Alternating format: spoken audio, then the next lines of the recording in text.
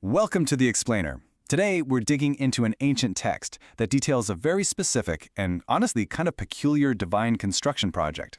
See, instead of some grand vision, this divine blueprint begins with a shopping list. So, what's on the list? We're diving right into the book of Exodus to find out. And, spoiler alert, this is not your typical trip to the hardware store. I mean, just look at this list. We're talking precious metals, luxurious fabrics, exotic woods, rare gemstones. This brings up a pretty obvious question, right? Where did a group of recently freed slaves get all this stuff in the middle of a desert? And what in the world were they building? Yeah, this really makes you wonder. What on earth were they putting together out there? And maybe more importantly, why would the creator of the universe even need to ask for donations in the first place? Well, the answer is actually right there in the name they gave the structure. This was never just about providing shelter. It was about creating a very, very specific kind of space. It was called the tabernacle, which literally means a dwelling place. But the point wasn't that the creator of the universe needed, a roof over his head. The whole purpose was to create a designated physical place for humanity to connect with the divine.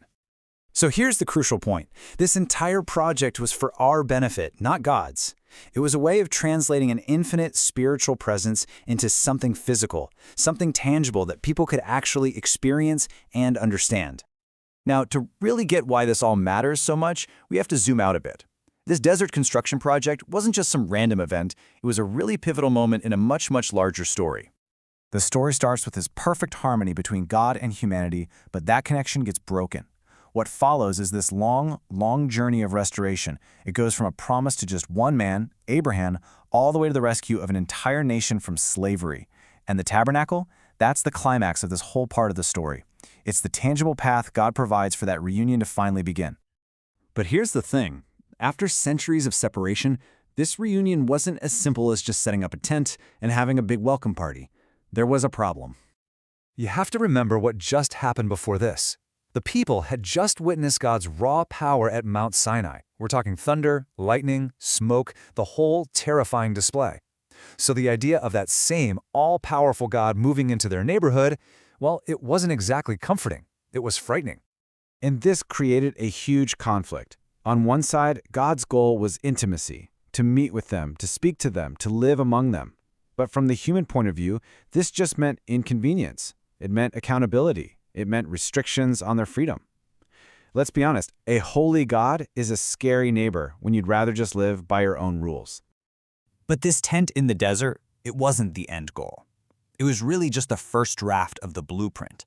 As we're about to see, it was pointing towards something so much bigger and so much more permanent. So first you have this original instruction, right here in the desert for this temporary tabernacle. This is the command that kicks the whole project off, and it clearly establishes God's desire for presence. And then, thousands of years later, at the very end of the entire biblical story, you see this exact same language pop up again. The final vision for humanity isn't about people going up to some far-off heaven, but about the tabernacle of God coming down to dwell with humanity, for good. So that's the whole arc.